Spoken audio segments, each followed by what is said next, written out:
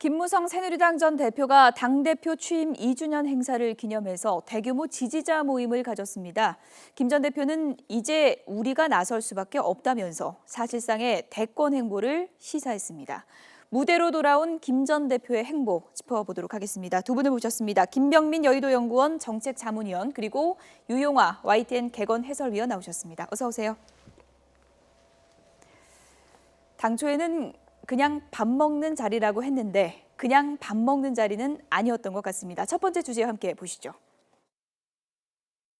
저는 선거 참패에 대해서 모든 책임을 지고 오늘부터 당대표직에서 물러나겠습니다.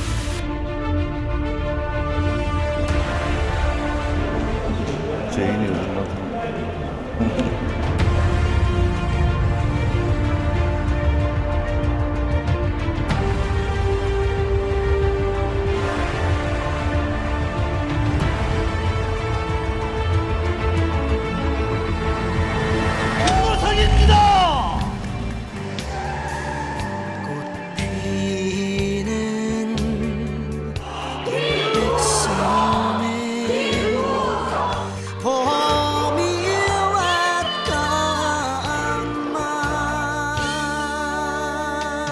그래도 내색하지 않고 참고 또 참았습니다.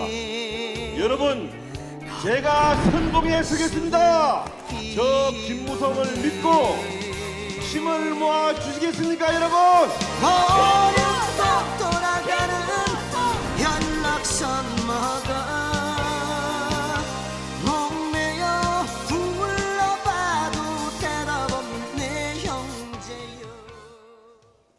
네, 대선 무대로 가는 거죠. 화려한 부활이라고 표현해야 될까요? 예. 김무성 전 대표가 이렇게까지 나오기에 빌미를 준 사람이 있는 것 같아요. 사실상 누굴까요? 서청원 전 대표가 전당대회에 출마하니 많이 얘기가 아직까지 이어지고 있지 않습니까? 예.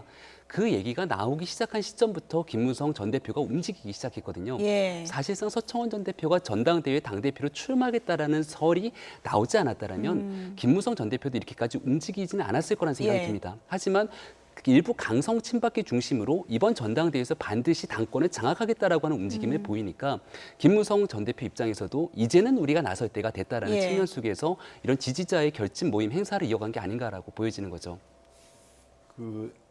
상당히 제가 보기 준비를 오래 한 것 같고요. 예. 1,500명이 모였다. 현수막도 많더라고요. 네, 그리고 여의도 국회의사당 옆에 무슨 어디 컨벤션 센터에서 예. 했다 그러지 않습니까? 1,500명이 지금 뭐 선거 시기도 아닌데 1,500명이 모였다는 것은 제가 봤을 때 조직동을 한 거라고 봐야죠. 예. 예. 관광버스는 제가 세워보지 않았습니다만 하여튼간에 예. 그거는 뭐 정치권에서는 뭐 분명한 실제로 조직도 서울, 뭐 경기, 제주에서 쭉 올라왔고 또 사조직이 있습니다. 사조직 소나무라는 또 사조직이 있는데 예. 김사모. 김사모요. 네, 이런 예. 사조직이 다 동원됐다 그러지 않습니까? 그리고 나라를 위해서 또 싸우겠다 얘기를 했고 그래서 네.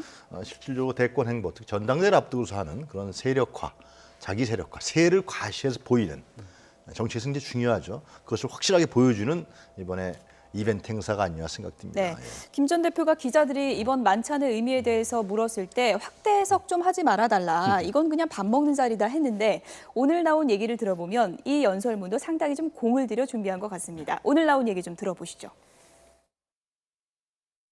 혁명적인 사고로 대한민국을 변화시키지 않으면 안 됩니다, 여러분. 동지 여러분, 우리가 변화의 주체가 되고 대한민국을 살리기 위한 혁명 동지가 됩시다, 여러분. 대한민국을 위해 험한 길, 새로운 길, 동지 여러분 같이 개척해 나갑시다.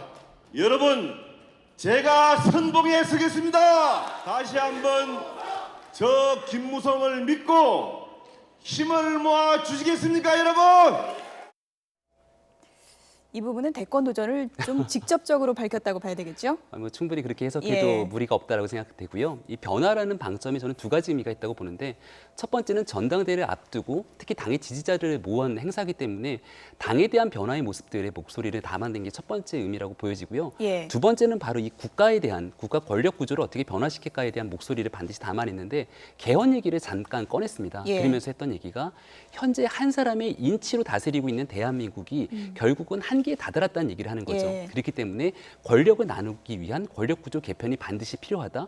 이 얘기는 뭐냐면 현재 권력과 미래 권력으로 가는 나 김무성은 그 길이 다르다라는 부분들을 확실히 하면서 네. 앞으로 나서게 될 본인의 대권 주자로서의 메시지를 명확히 했다라고 보여집니다. 네. 일단 제가 봤을 때는 그런 얘기를 했어요. 박사모, 네. 박근혜 대통령 사랑하는 모임 박사모는 분화됐고 옳지 못하다 이런 얘기를 했거든요. 그리고 이제 자기 자신이 나서겠다는 얘기를 계속했고 나라를 위해서 혁명까지 얘기했다. 제가 보는 관전 포인트는 결국은 여권 내에서 특히 지금 새누리당 내에서 자기 자신의 독립적인 지위를 확실히 굳히겠다라는 것이죠. 예. 그러니까 그것은 정치적으로 분석하게 되면 박 대통령과 각을 세우겠다는 겁니다. 그것을 저는 변화라고 봅니다. 네. 그것을 혁명이라고 얘기하는 거예요. 예. 그래서 향후에 이 상당히 새누리당이 복잡다단한 과정으로 갈 수밖에 없고 친박과 비박 간의 대결이 아주 극한적인 대립 갈 수밖에 없다. 그것을 각오하고 실제로 또 과거에 새누리당 한나라당 보면은 이 대선을 전후해서 상당히 갈라지거든요. 예. 그 이후에 공천권이라든가 정치적인 어떤 그런 대립 갈등도 심화되기 때문에 지금 또 줄을 또 많이 쓸 거라고 생각하는데 예. 여기서 타이밍을 놓치면 사실상 비주류는 뭐 예를 들면 친박한테 권력이 넘어간다면 이제 어려운 상황을 가기 때문에 아마 그러한 상당히 치열한 과정 속에서 나온 결단이 아닌가 보여집니다. 예. 현 정권과 확실하게 선을 그은 자리라고 할 수 있는 건가요? 뭐 이제 예. 정치적으로 어떤 외양을 표현할지 모르겠지만 예. 제가 봤을 때는 아마 김무성 전 대표가 박근혜 대통령과의 어떤 대립적인 언어라든가 예. 그리고 이후에 특히 이제 그 개헌론 얘기하지 않았습니까? 예. 그 작년으로 기억하는데 그때 김무성 전 대표가 중국에 가서 상하이 발언이 얘기했어요. 파문이 됐었죠? 얘기했는데 예. 바로 다음 날인가 이틀 뒤에 취소했어요. 예. 박 대통령이 그건 아니다 그러는데 네. 다시 얘기한 거 아닙니까 지금? 이런 측면에서 봐서 또 할 말은 다 하겠다 그랬어요. 예. 향후에 이런 부분들의 발언들이 계속 나오지 않겠냐는 생각이 듭니다. 네. 예. 그때 상하이 발언 파문으로 이른바 뭐 김무성의 30시간의 법칙, 30시간을 못 버틴다 이런 얘기도 있었는데 김무성 전 대표가 이제는 말할 수 있다. 총선 공천 과정에서 본인이 좀 억울했던 점 이런 점들을 오늘 또 얘기를 했습니다. 들어보시죠. 사사건건 밀리기만 한다. 30시간 내에 꼬리를 내린다. 보기와 달리 덩치값 하지 못한다. 왜 좀 세게 대응하지 못하느냐. 또 제가 가슴이 제일 아팠던 것은 무슨 약점이 잡힌 것이 아니냐. 저도 이러한 여론을 모두 듣고 있습니다. 그래도 내색하지 않고 참고 또 참았습니다. 이를 악물고 참았습니다. 국정의 한 축을 담당하는 집권 여당의 대표가 전국을 파국으로 이끌고 가서는 안 된다는 저의 판단 때문이었습니다. 참고가 3번 나왔습니다. 예. 참고 또 참았는데 그 얘기는 이제는 안 참겠다는 얘기인가요? 어떻게 그렇죠. 해석해봐야 이제는 될까요? 안 참겠다라는 예. 얘기도 있고요. 이 얘기를 왜 지금 시점에서 했을까 우리가 좀 정확히 볼 필요가 있거든요. 예. 이제 불과 며칠 뒤면 새누리당에서 지난 4.13 총선 패배의 원인이 어디 있었는지를 발간하는 그거 모든 것들을 담아내는 백서가 곧 발간됩니다. 예. 그 백서에 있는 총선 참패의 책임론을 묻게 될 건데 서청원 전 대표가 출마를 저울질하는 이유도 바로 거기에 있거든요. 예. 그 당시의 책임에서 결코 자유로울 수가 없다. 책임을 묻자면 제1의 책임은 아마 이한구 그 당시 공천관리위원장이 될 것이고 공천 파동을 일으켰던 많은 사람들이 1차적인 책임자가 될 것인데 그럼 과연 김무성 전 대표는 지난 4.13 총선 패배의 책임에서 자유로울 수 있는가라고 반문했을 때 책임을 지고 당대표에서 사퇴를 했거든요. 예. 그래서 그동안 조용히 무건수행을 해왔던 거고요. 하지만 이대로 백서가 발간되고 나서 거기에 대한 책임을 끝까지 본인이 묻고 간다면 예. 앞으로 대권 도전 과정에서 큰 문제가 생기기 때문에 이 총선에서의 모든 책임들은 내가 어쩔 수 없이 참는 과정에서 나왔던 거지 근본적인 책임은 나 김무성에게 있는 게 아니라 이 원인을 제공한 친박계 강성 일부 사람들에게 있다라는 메시지를 전달했다 이렇게 볼 수 있지 않을까 생각됩니다. 관련해서 공천권 국민에 돌려준다는 약속을 지키려고 했는데 반대하는 세력 때문에 몰매를 맞았다 이런 얘기도 나왔습니다. 확실히 친박계를 겨냥하는 얘기를 했는데 이 시점이 또 전당대회 앞이라는 점이 좀 의미가 있겠죠? 네, 그렇습니다. 그러니까 상향식 공천에 자신의 정치적 생명을 걸겠다고 했는데 실제로 정치적인 힘의 역관계에서 김무성 전 대표가 밀렸었죠. 예. 그런데 전당대회를 앞두고서 이제 한 이유는 제가 봤을 때는 두 가지라고 생각이 드는데 첫 번째로는 현재 새누리당에 물론 이제 반기문 유엔 사무총장이 있지만 확실하게 국내에서 정치 활동하고 있지 않기 때문에 지금 여권 내에 확실한 그 대권 후보가 없습니다. 그렇기 때문에 미리 시작해서 조직적인 힘을 모아서 대세론을 잡아서 김무성 대권론에 대세론을 잡겠다라는 의도가 있을 테고 두 번째는 전당대회에서 실제로 자기 자신이 중심이 돼서의 미래 권력으로 중심이 돼서 전당대회에서 비주류가 당권을 잡는 초석을 가겠다. 그런 판단 속에서 이런 얘기를 하는 것 같아요. 네. 김무성 전 대표 이제 전국 배낭도 투어를 떠난다고 하는데요. 지금 이 시점에서 사실상의 대선 출마 선언이라고 봐도 이제 무방할 것 같은데 타이밍이 적절한 겁니까? 저는 전적으로 김무성 전 대표 입장에서 생각했을 때는 아주 적절한 타이밍이었다라고 보여지거든요. 왜냐하면 그동안 힘의 균형 관계가 김무성 전 대표와 비박계에게 그렇게 나이스한 선택들이 아니었거든요. 근데 지금 최근의 일련의 과정들을 보면은 최경환 의원, 그러니까 친박계의 좌장으로 볼 수 있는 최경환 의원이 전당대회 불출마를 선언하는 순간부터 친박계가 급격하게 무너지기 시작합니다. 그 결정적인 아주 핵심적인 사건이 됐던 게 저는 이번에 사드 배치 관련돼 갖고 친박계 대구 지역에 있는 일부 의원들이 어찌 보면 반기를 들 수 있을 만한 행동들을 하는 것들을 보면서 친박계가 똘똘 뭉쳐지지 않고 전당대회에서의 단일화 모습들을 담아내지 못하고 있는 이런 일련의 측면들을 봤을 때 더 이상 전당대회에서 당권을 잡기 힘들 뿐더러 더 나아가 2017년도 대통령 선거까지 나아가는 과정 속에서 확실한 대권 주자가 없기 때문에 이 정도 지점에서는 이제 본격적인 대권 출마 선언들을 하면서 움직일 필요가 있겠다 이렇게 보여진 게 아닌가 김 전 대표 생각됩니다. 입장에서는 좋은 타이밍이었다. 오늘 만찬회 이 그림을 서청원 의원이 유심히 보고 있었을 것 같아요. 네. 안 그래도 지금 당대표 선거 나가야 되나 말아야 되나 막판까지 지금 고심을 하고 있는 것으로 전해지고 있는데요. 서청원 의원이 끝내 어떤 결론을 내릴 걸로 예상하십니까? 전 서청원 의원이 아마 당대표에 출마할 것이라고 봅니다. 그것은 왜 그러냐 하면은 지금 친박계가 분화하고 있지만 그것은 현재 살아있는 대통령 권력 입장에서 봤을 때는 친박계가 다시 결집돼야 되기 때문에 아마 서청원 의원이 최종 결심 부분에 있어서는 청와대 콜이 집중적인 콜이라든가 이런 부분들을 기다리고 있지 않냐 생각이 들고요. 그래서 서청원 의원은 아마 나가게 되면은 친박계 세력을 결집해서 결국은 안정적인 박근혜 대통령의 국정 운영 문제 그리고 플러스 알파 서청원 의원이 갖고 있는 강점이 있는 거죠. 아우르는 측면이 있는 것이죠. 확실하게 뭐 친박계 급진파도 아니고 그런 부분을 아우르는 측면을 가지고서 아마 나갈 거라고 생각합니다. 출마할 걸로 보십니까? 저는 늘 똑같은 관점으로 얘기를 드리고 있는데요. 출마 결국은 하지 않을 거다라는 생각이 듭니다. 일단 기본적으로 앞서 말씀드린 것처럼 친박계 의원들이 이주영 의원이라든지 그리고 한성규 의원이라든지 그리고 이정현 의원이라든지 이런 부분들에 대한 단일화 여부가 전혀 정리가 되지 않고 있는 상황이고요. 기본적으로 앞서 설명드린 바와 같이 명분을 찾는 과정 속에서 그 명분이 너무나 떨어지기 때문에 결국 본인을 생각한다라고 한다라면 출마를 한 수 접은 다음에 그 뒤에 있는 후반기 국회의장을 노릴 확률이 훨씬 더 높다라고 보여집니다. 그런데 이제 그렇게 되면 친박계가 굉장히 무너질 가능성이 커요.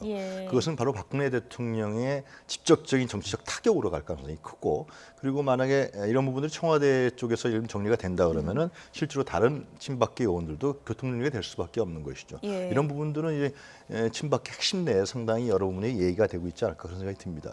뭐 총선 백서도 하나의 변수가 될 수 있을 것 같고요. 출마한다 안 한다 두 분 전망은 엇갈리고 있는데 서청원 의원 출마 관련해서 다른 친박 후보들이 단일화를 응할지 이 여부도 상당히 중요하지 않겠습니까? 한성교 의원도 출마하겠다 선언을 했는데 오늘 인터뷰에서 이런 얘기를 했습니다. 들어보시죠. 친박계 상당수가 뭐 추대하자 이런 얘기도 한다는데 어떻게 생각하세요? 친박계 상당수가 아니라니까요. 그 10명도 안 되는 그 분들이 강성 친박 끝까지 완주하시겠다 이 말이군요. 단일화는 없다? 단일화는 뭐 애들 장난입니까? 끝까지 가야죠. 네, 지금 들으신 내용은 이제 어제 한성규 의원이 했던 인터뷰고요. 시점을 좀 정정하겠습니다. 단일화 안 한다는 얘기거든요. 예. 지금 이주영, 이정현 의원도 단일화 안 하겠다 그랬습니다. 그러니까 친박이 예. 과거와 같이 다 같이 한 목소리 내서 똘똘 뭉쳐있는 정치적 결사치를 보기가 더 이상 어렵다는 얘기를 자꾸 드리는 겁니다. 그렇기 때문에 이번에 만약 강성 친박계에 떠밀려서 서청원 의원이 출마 선언을 하고 여기에 나와서 지난 4.13 총선 패배 원인을 다 뒤로 한 채 특정 세력을 대표하는 전당대회를 치르게 된다라면, 그랬는데 만약 여기서 패배한다고 가정을 해본다라면 그 피해가 엄청나게 클 거거든요. 예. 그럴 바에는 차라리 중간 진영에서 개파 간 화합을 도모하는 측면에서의 이주영 의원이나 한성규 의원 같은 개파색이 옅은 사람들 위주로 뒤에서 후면 지원하는 부분들이 오히려 일보 후퇴하지만 이보 전진할 수 있는 기회가 될 수도 있다, 이렇게 판단할 수 있을 겁니다. 오늘 전당대회 규정이 통과됐어요. 컷오프 제도가 예. 통과됐거든요. 그러니까 만약에 교통정리가 사전에 안 된다 그래도 만약에 친박 핵심 쪽에서 서청원 의원을 미는 모양새가 나오고 실제로 졸적인 모양새가 나오면은 컷오프에서 예를 들면은 다른 친박계 주자들이 예를 들면 정리가 될 수 있다는 것이죠. 그런 측면에서 봤을 때는 그리고 친박계 입장이라든가 청와대 입장에서 봤을 때도 이번에 친박계를 분화하는 과정에서 예. 결합시켜야 된다. 아마 이런 정치적 요구와 의도가 굉장히 담겨져 있을 거라고, 담겨질 가능성이 크다. 저는 그렇게 봅니다. 예. 네. 저희가 친박의 분화 이런 얘기 했었는데 지금 진박이 사드 배치를 놓고 또 분화하고 있는 것 같습니다. 이른바 총선 때 진박 마케팅을 내세웠던 진박들, 사드 배치에 대해서는 어떤 목소리를 냈을까요? 주제어 보시죠. 사드의 설치에 따른 레이더 전자파의 진실을 제대로 국민과 주민에게 알려줘.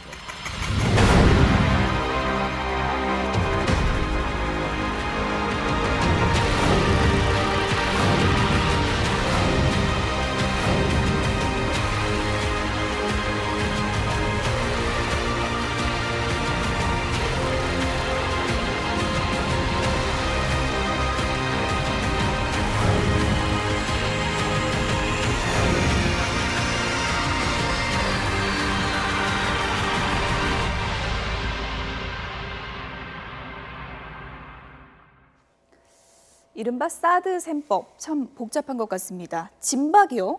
예. 총선 때는 진박이고 사드에서는 반박입니까? 어떻게 봐야 되는 거죠? 진실한 예. 사람 논쟁을 다시 한번 좀 시작할 때가 되지 않았을까 싶은데요. 아마 청와대나 박근혜 대통령 입장에서는 누가 진짜 진실한 사람인지, 그러니까 소위 말해서 자기 정치하는 사람들에 대한 강력한 돌직구를 날리셨는데 지금 이쯤 돼서 보게 된다라면은 자기 정치라는 거는 국익과 그리고 본인 정치인으로서의 자기 정치 사이에서 자기 정치보다는 국익을 위해서 헌신할 수 있는 사람이 공천을 받고 새누리당의 후보로 당선돼야 된다는 게 사실 그동안의 청와대 입장 아니었습니까? 예. 이번 사드 배치 논란이 바로 그렇거든요. 일단은 국익 차원에서 배치하겠다는 정부의 결정이 있었다라면 정치인의 입장이라면 자기 지역에서의 표 관리도 중요하지만 정부에 힘을 실어주기 위한 나름대로의 설득 과정을 통해서 역할들을 하셔야 되는데 그 부분에서 일단 현 정부에 몸을 담았던 부총리였던 분, 그리고 장관이었던 분, 수석이었던 분들이 앞장서서 지역 갈등을 조장하고 있는 모습들을 보이는 측면들이 어찌 보면 아이러니가 아닐 수밖에 없다 생각이 듭니다. 이렇다 보니까 이게 바로 친박이 비판했던 이른바 배신의 정치가 아니냐 이런 목소리도 나오고 있습니다. 아마 근데 예. 지금 이제 TK 지역에서는 영남권 신공항 문제도 있고요. 그리고 이제 경북 성주에 배치된다는 부분에 있어서 지역민들의 요구가 굉장히 반대 여론이 크기 때문에 그 지역의 의원들이 그 부분에 대해서 서명을 안 할래 안 할 수 없었을 거예요. 그러나 하여튼 상당히 좀 여러 가지 중요한 포인트들이 있는데요. 네. 실제로. 그러니까 대구 경북 지역 아니겠습니까? 대구 경북 지역. 그러니까 대구 경북 지역에서 가장 영향력 있는 사람은 결국은 아직도 박근혜 대통령입니다. 예. 그렇기 때문에 아마 이들은 네. 이제 어느 정도 정리가 되면은 사실상 청와대 입장으로서 돌아설 수밖에 없는 정치적 환경을 갖고 있다고 생각이 들고요. 예. 그러나 이제 상당히 친박계라는 정파의 특성이 예. 가역 동교동계나 상도동계로 달리 상당히 네. 뭐냐면 상당히 정치적 이해관계에 따라서 이합집산하는 예. 이해관계 예민한, 그래서 이름이 많지 않습니까? 친박, 돌박, 뭐 원박, 예. 배박까지 나오지 않았습니까? 예. 이건 뭘 의미하냐? 예. 정치의 어떤 의리라든가 신념 이런 측면보다도 상당히 현실적인 이해관계에 따라서 이들이 움직이고 있다는 거죠. 예. 그래서 상당히 이 대구 경북 지역에서 그런 부분들이 바뀌고 변화하면 또 달라질 수 있는 그러나 현재로 봤을 때는 아마 이제 아무래도 대구 경북 지역에서 가장 영향력 있는 사람은 박근혜 대통령이기 때문에 그 네. 부분에 커다란 아웃라인에서 벗어나기 쉽지 않을 거예요. 네. 여권 내 이른바 진박도 지금 사드 배치에 대해서 다른 목소리를 내고 있지만 야권을 들여다보면 더 복잡한 것 네. 같습니다. 더불어민주당 상황을 보면 김종인 대표가 지금 좀 궁지에 몰리는 듯하기도 합니다. 김종인 대표는 기본적으로 사드에 대해서 전략적 모호성을 갖고 있는 측면들이 있었죠. 이게 어찌 보면 더불어민주당의 기존에 좌클이 됐던 있던 정치적 이념적 편향성을 중도로 확장할 수 있는 데 도움을 줄 수는 있었을 거예요. 근데 김종인 대표가 갖고 있는 한계성이라는 거는 이제 불과 몇 달 남지 않은 대표직이라는 예. 거고 대표가 바뀌게 되면 추미애 의원이나 송영길 의원 같은 분들이 당선이 되실 건데 그 뒤로 결국은 17년도 대권 주자인 문재인 지금 전 대표 입장이 가장 중요한 것 아니겠습니까? 근데 더불어민주당 차원에서 이 사드 배치를 놓고 결국은 선택의 지점에 선다라면 여지까지 문재인 전 대표 입장을 보면 선명한 진보적 성향을 설정을 하고 예. 현 정부에 대해서 10년 보수 정권에 대한 선을 긋는 모습들을 보인다라면 결국 사드 배치에 대해서 반대 측면에 대한 결정을 하지 않을까라는 생각이 드는데 그게 모르겠습니다. 이게 사드 배치라는 건 결국 국익과 안보 차원에서 봐야 되는데 이걸 어찌 보면 정치적 표계산의 논리를 상정하지 않을 수밖에 없는 정치 현실이 좀 안타깝다라고도 볼 수 있는 거죠. 네, 일단 뭐 새누리당에서도 더불어민주당 우왕좌왕하지 말고 빨리 당론을 정해라 이렇게 이제 압박을 하고 있습니다. 어떻게 정리가 될까요? 글쎄요, 뭐 이것은 더불어민주당이라든가 각 대권 후보 주자들, 특히 뭐 주들이 아마 저는 사드 재배치 문제에 대해서 상당히 얘기가 논란이 갈 거라고 생각합니다. 예. 지금 이제 정부 발표를 했지만은 대외적인 환경이니까 대내적인 부분에서 논란이 되고 있지 않습니까? 그래서 오늘 대통령이 또 이 문제에 대해서 강력하게 얘기를 했는데 만약 이거 관철이 안 되면 대통령의 국정 운영에 심각한 타격이 갈 수밖에 없기 때문에요. 그런데 이런 부분이 있는 것이죠. 그러니까 사드 재배치 문제를 보는 시각은 결국 동아시아의 외교 정책에 대한 예. 문제, 북한을 힘의 우회에 의해서 한미 군사 동맹을 강력하게 추구해서 그 힘에 의해서 압박을 통해서 일단 남북 관계를 풀어나가는 측면이 하나 있을 테고 또 하나는 뭐냐면 자꾸만 북한을 고립시켜서 예. 외교적으로 고립시켜서 중국과 러시아가 같이 포용해서 이러한 두 가지 축이 있는데 아마 후자의 축에 아마 문재인 전 대표가 손을 들고 있는 것 같고 예. 전자의 측면에 이제 김종인 대표가 있는 거 아니냐는 생각이 드는데요. 그나마 전통적인 야당의 어떤 대북 관계라든가 남북 관계 측면에서 봤을 때는 문재인 전 대표 측이 더 강하겠죠. 그러니까 뭐 이제 전당대회가 있습니다만 아마 제가 말씀드린 후자의 측면 어떤 대화와 타협이라든가 압박이라든가 이런 측면으로 봤을 때 야당 쪽에서 입장을 정리하게 되지 않을까 생각이 듭니다. 네. 여당 내도 갈리고 야당 내도 갈리고 이게 국민과 국익을 위한 진정성에 의한 것인지는 좀 저희가 생각을 해봐야 될 부분인 것 같습니다. 김병민 여의도 연구원 정책자문위원 그리고 유용아 YTN 개건 해설위원이었습니다. 두 분 고맙습니다.